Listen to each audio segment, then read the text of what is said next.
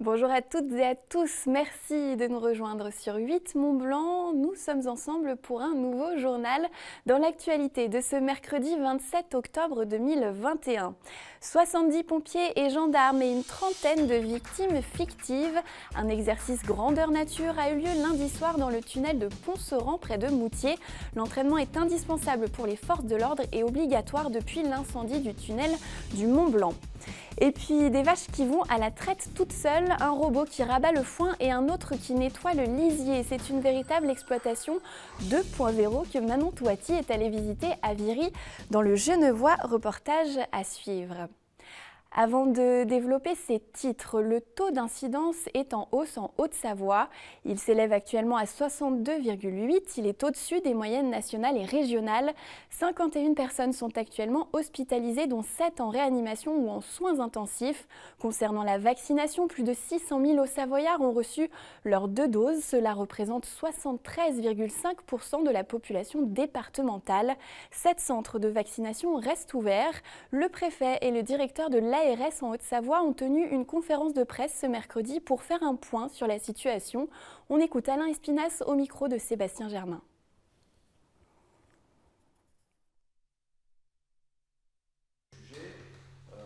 La vie sociale, tout simplement, favorise la circulation virale, c'est normal. Et donc, que la vie sociale qui a pleinement repris, et je m'en félicite aujourd'hui, que la vie sociale qui va encore plus reprendre à partir des vacances de Noël dans notre département, territoire de station de montagne, va générer une potentielle circulation virale plus importante et qu'on peut la maîtriser en se faisant vacciner, qu'on peut la maîtriser en faisant des tests pour ceux qui le veulent, le peuvent, le souhaitent aujourd'hui, qu'on peut maîtriser en portant le masque, qu'on peut maîtriser en se lavant les mains et en conservant la distanciation sociale. On fait des enquêtes épidémiologiques, tout simplement. Une personne est identifiée comme malade, on la contacte, on voit avec qui elle a été en contact, où est-ce qu'elle a été en contact, et on tire le fil et on remonte. Et là, le fait est que ces dernières semaines, on a constaté que ceci nous amenait à des clusters qui étaient en nombre supérieur à la normale dans 2 typologies particulières qui sont les clubs de sport et qui sont les écoles de musique. Alors ce ne sont pas, je le dis tout de suite, tous les clubs de sport et toutes les écoles de musique. Mais le fait est qu'on n'a pas vu de cluster dans d'autres types de structures ces derniers temps ou de manière très ponctuelle, alors que là, on le voit de manière un peu plus systématique et du coup, on dit attention, vigilance. Et j'ajoute qu'un numéro vert a été mis en place pour la vaccination des plus de 80 ans. Il s'agit du 0800 730 957. Un exercice grandeur nature s'est déroulé à Moutier en Savoie lundi soir. Une simulation d'incendie a en effet été organisée dans le tunnel de Pont-Seran. Elle a mobilisé plus de 70 pompiers et gendarmes et une trentaine de civils figurants. Il s'agit d'une procédure imposée chaque année depuis l'incendie du tunnel du Mont-Blanc en 1999. Ce dernier avait fait 39 victimes. Hugo Guiret nous en dit plus sur cette mise en situation. Reportage. Avant de passer à l'action, place au briefing. Tout le monde se rassemble dans un des gymnases de la ville de Moutier pour connaître le déroulement de la soirée. Ce soir-là, la simulation d'une collision frontale entre 2 véhicules provoquant un incendie est organisée dans le tunnel de Pont-Seran. Afin d'être le plus réaliste possible, un impressionnant dispositif de fumée a été déployé dans l'infrastructure. On a une action positive, c'est également pour nous l'occasion de faire travailler nos équipes sur le scénario incendie, avec une attaque incendie avec plusieurs fourgons et des personnels qui sont sous appareil respiratoire, avec des longues progressions à réaliser et des techniques d'incendie un peu particulières. Beaucoup d'améliorations de sécurité ont été apportées au tunnel de Pont-Seran ces dernières années. Une seconde galerie d'évacuation a été créée en 2016 et 2 bassins de rétention ont été terminés en 2020. Coût des travaux, 11 millions d'euros. Le tunnel est surveillé 365 jours par an par un poste de contrôle situé à Albertville. On est gestionnaire de cet ouvrage, donc on a investi sensiblement pour la sécurisation de ce tunnel et on en assure l'exploitation au quotidien. Donc on voulait s'assurer que les équipements de sécurité étaient bien perçus par les usagers, qu'ils étaient opérationnels, que nos opérateurs ou nos équipes d'intervention étaient formés. Les gendarmes, en étroite collaboration avec les pompiers, étaient sur place pour prendre en charge les victimes fictives aux extrémités du tunnel. On participe effectivement à un exercice de secours avec les pompiers. Nous, on se trouve au niveau de la sortie d'une des sorties de secours du tunnel et on est en charge de réceptionner donc des victimes. Et les informations que je pourrais communiquer, c'est surtout pour les automobilistes, garder l'écart entre chaque véhicule. En cas de dégagement de fumée importante dans le tunnel, s'immobiliser tout de suite avec le véhicule, sortir de son véhicule et essayer tout de suite de chercher une issue de secours pour éviter de rester prisonnier du tunnel. C'est vrai qu'on n'a pas bien l'habitude, on n'en voit pas souvent des feux de tunnel, et donc il faut rester calme. Et puis on a regardé les fumées, on s'est arrêté, puis après on est parti sur l'issue de secours. Cet entraînement grandeur nature a pour but de mettre en situation les pompiers et gendarmes, mais permet aussi de sensibiliser les civils selon leurs faits et gestes durant la simulation. Après un malencontreux accident, une jeune souris au caractère bien trempé et un renardeau plutôt renfermé se retrouvent au paradis des animaux. C'est l'intrigue du film d'animation Même les souris vont au paradis. Et pour en parler, je reçois ce soir sur ce plateau Mathieu Marin. Bonsoir. Bonsoir. Merci d'être avec nous. Vous êtes le cofondateur du studio annécien In The Box avec votre collaborateur Majid Chamek qui n'a pas pu être là. Vous travaillez sur ce film. Vous avez travaillé sur ce film, tout comme la société de production, elle aussi annécienne, les films du Cygne. Et nous sommes en ligne avec le producteur Alexandre Charlet. Bonsoir. Bonsoir. Merci d'être avec nous. Vous n'avez pas pu être en chair et en os sur ce plateau parce que vous êtes du côté de Mulhouse pour présenter ce film. Avant d'en parler, on va regarder tout de suite un extrait.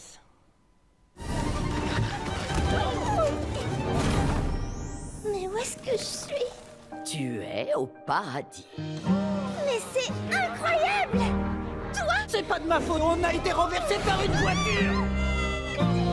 Si ton père est mort, il doit être au paradis. Et si je t'aidais à le trouver? Ensemble, on retrouvera mon papa. Tu es le plus grand héros que je connaisse, tu sais. Alors, cette bande-annonce, on l'a regardée, je vous le cache pas, un petit peu en boucle à la rédaction aujourd'hui. On a été vraiment sous le charme. C'est un film franco-tchèque qui sort ce mercredi. Il y a déjà eu quelques avant-premières. Le film a été présenté notamment au Festival du film d'animation, évidemment à Annecy en juin. Aujourd'hui, est-ce que c'est quand même un grand jour pour tous les deux? Mathieu Marin d'abord. Ouais, c'est clair que c'est un grand jour après...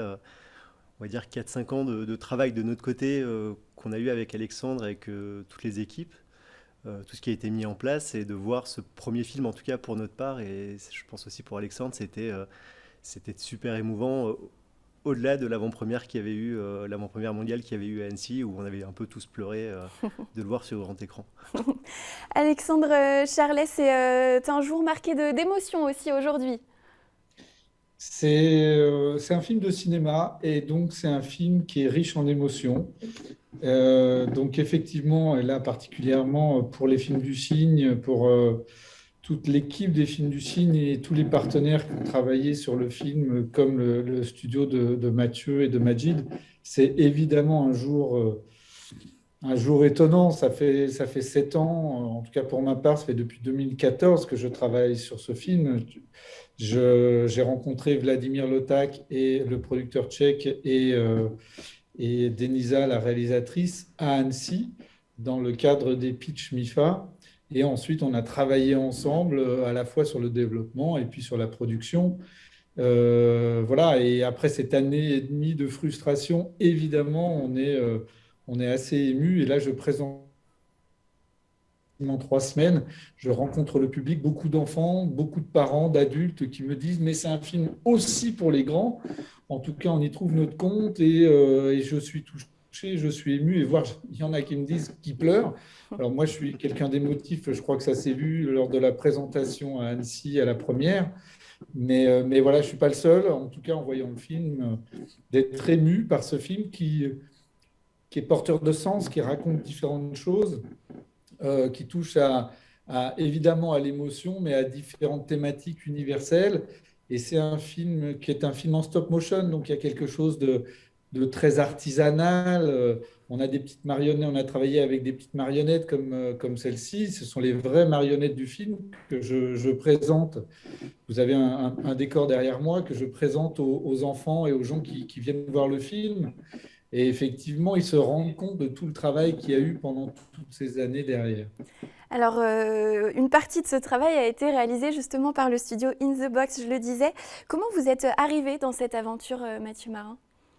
C'était avant tout une rencontre avec Alexandre, qu'on connaissait déjà un petit peu avant.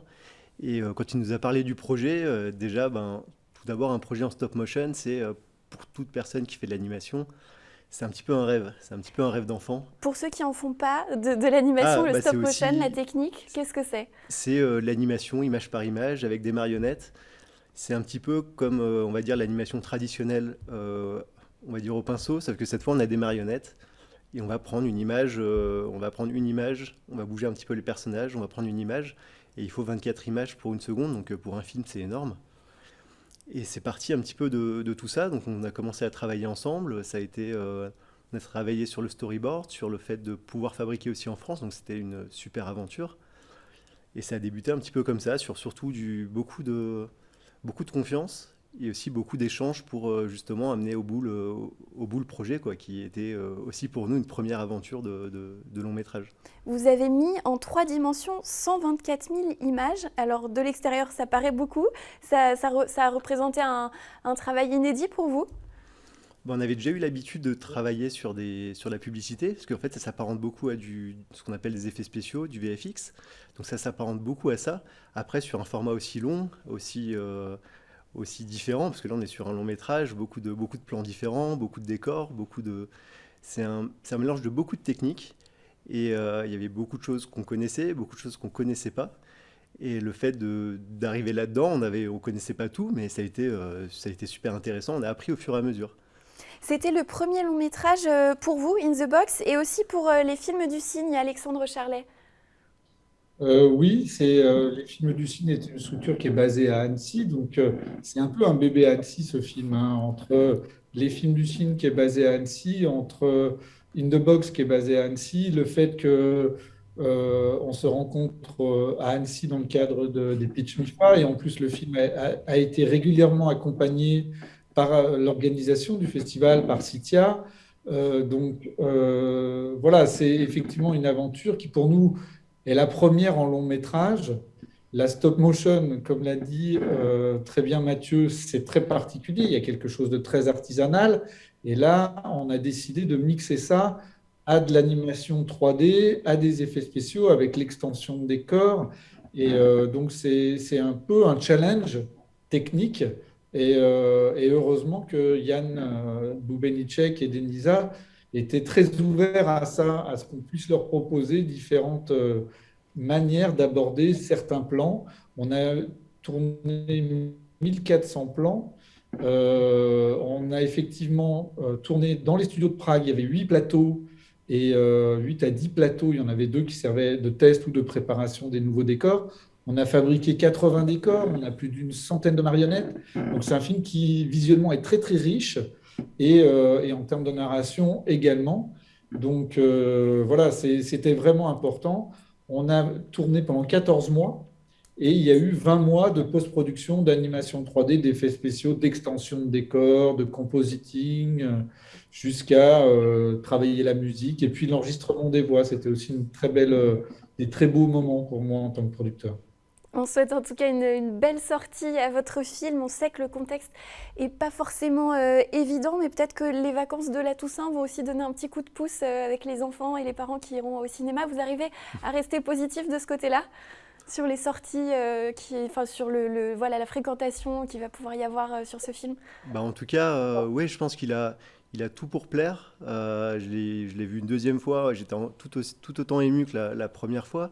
Et je pense que c'est vraiment, comme le disait Alexandre, c'est un film il y a beaucoup de sens dedans, autant sur l'amitié que sur le rapport à la mort, et qui convient autant aux parents qu'aux enfants. Donc je pense que c'est vraiment un bon moment à partager en famille. En plus, que ça permet aussi de soutenir aussi la filière animation en France, qui aujourd'hui n'est pas évidente dans les cinémas. Et comme on sait qu'on dépend beaucoup des cinémas, beaucoup de toutes ces sorties, donc je pense que c'est aussi un moyen au-delà du beau film que c'est, de soutenir aussi l'animation et ce type de projet comme la stop motion qui est pas très présente en France, en tout cas, qui est c'est pas aujourd'hui le plus populaire, on va dire, en termes de fabrication. Et puis de soutenir aussi 2 sociétés annéciennes. Oui, Alexandre Charlet pour le mot de la fin. Si je peux me permettre, c'est vraiment important de dire aux téléspectateurs de retourner au cinéma. On s'est rendu compte, enfin moi je me rends compte en discutant avec les différents exploitants que je rencontre en ce moment, que les gens ont perdu en quelque sorte l'habitude d'aller au cinéma. C'est vraiment très important, à la fois pour le cinéma en général, à la fois pour les films indépendants comme celui-ci, qui est un film risqué. Et je signale juste que moi, j'essaye d'accompagner le plus possible pour aussi expliquer les coulisses de ce film. Et je serai avec mes marionnettes, mon décor, etc., au cinéma Le Nemours le 1er novembre pour les séances de 14h et de 16h30. Le film est sorti aujourd'hui au Nemours. Il est sorti aussi à Thonon, à Salanches. C'est vraiment important de retourner au cinéma. Merci beaucoup Alexandre Charlet et merci Mathieu Marin. Merci à tous les deux d'être venus donc, pour marquer la sortie de ce film. Même les souris vont au paradis. À bientôt. À bientôt. Un tout autre sujet à présent, des robots à la ferme, c'est peut-être bien l'agriculture du futur qui s'installe dans nos départements. À Viry, dans le Genevois, François Chameau, président des jeunes agriculteurs de Haute-Savoie, dirige une exploitation ultra moderne. Chez lui, la traite, le nettoyage du lisier et le rabattage du foin sont entièrement automatisés. Cela représente un gain de temps et d'énergie pour cet agriculteur. Les explications de Manon Touati. Ramasser le lisier, rapprocher le foin frais et traire les vaches, ce sont des tâches répétitives et énergivores pour un agriculteur. Depuis 2005, François Chameau a un robot pour la traite. À l'époque, c'était une révolution, mais aujourd'hui, la quasi-totalité des éleveurs en utilisent. Et depuis 2 ans, François s'est équipé d'autres machines qui lui permettent de mieux gérer son temps. Ça permet non seulement de gagner en souplesse de travail, mais aussi en efficacité, parce que en fait, c'est des tâches, repousser la bouffe ou racler du lisier, c'est pas les tâches les plus intéressantes du boulot. Et les robots, eux, non seulement de traire tout le temps et de nous enlever l'astreinte, surtout l'astreinte horaire de la traite, ils nous facilitent aussi la détection d'éventuelles maladies et c'est un outil d'aide à la décision. C'est grâce à un collier à capteur que la machine est capable de suivre le rythme de vie des vaches. Une méthode efficace pour détecter rapidement les problèmes de santé des animaux. Le lait est analysé pendant la traite de la machine qui voit rapidement s'il y a un problème. C'est un gain de temps énorme qui permet de cibler des actions à mener avec une vache en particulier. On relève un gros paquet de données dessus. Donc derrière, à nous, notre boulot d'éleveur maintenant, c'est d'exploiter les données. Et en fait, ça nous donne des symptômes. Et à nous de mettre le nom sur la maladie derrière et de la soigner. Mais c'est vrai qu'on est vachement plus précoce sur la détection des maladies, qu'elles soient du coup métaboliques ou par exemple un problème de mamelle ou de fièvre, voilà. Et du coup on intervient plus rapidement et du coup avec des médecines plus douces. Avec 108 vaches sur l'exploitation, impossible de surveiller qui a déjà mangé et pouvoir nourrir celles qui ne se sont pas fait une place pour le repas. Une installation lui permet de donner du foin en 2 fois et à plusieurs reprises dans la journée et la nuit pour qu'elles aient toute l'occasion de manger en quantité. Comme dans un troupeau, il y a les dominantes et les dominées. Et ben, quand on va donner à manger, les plus grosses, les plus qui ont le tempérament un peu plus agressif, elles vont venir manger d'abord. Et les petites derrière, celles qui sont un peu plus calmes, elles vont passer un peu à la trappe. Mais par contre, quand le petit robot va repasser, pour repousser 2 heures après, les grosses auront mangé, elles seront parties faire autre chose et les petites ont à leur disposition du coup du fourrage frais. Ça permet que tout le monde mange frais et quand elles mangent un fourrage frais et de qualité, ça fait du lait de qualité. Du lait de qualité et de meilleur rendement. François Chameau a vu ses marges augmenter d'environ 5% grâce à l'aide de ses robots. Aujourd'hui, 3 autres éleveurs du secteur sont équipés des mêmes machines. Preuve que l'agriculture 2.0 s'est démocratisée. Un mot de foot, la brillante série de victoires du FC Annecy a pris fin ce mardi. Après 8 matchs sans défaite, les hommes de Laurent Guyot se sont inclinés face à Avranches en Normandie. Score final 2-0 avec des buts de Pierre Magnon et Charles Boiteng. Le Fessé reste tout de même leader du championnat de national. Place maintenant à un peu de repos bien mérité pour les Hauts-Savoyards. Le prochain match du FC Annecy aura lieu le vendredi 5 novembre avec la réception du Mans. Et c'est la fin de cette édition. Merci de l'avoir suivi. Je vous laisse en compagnie de Thierry Paulme pour la météo. Et puis rendez-vous pour un nouvel épisode de Panorama. Nous nous intéressons ce soir à un escape game et un château qui se mettent aux couleurs d'Halloween. Je vous souhaite une belle soirée sur 8 Mont Blanc. À demain.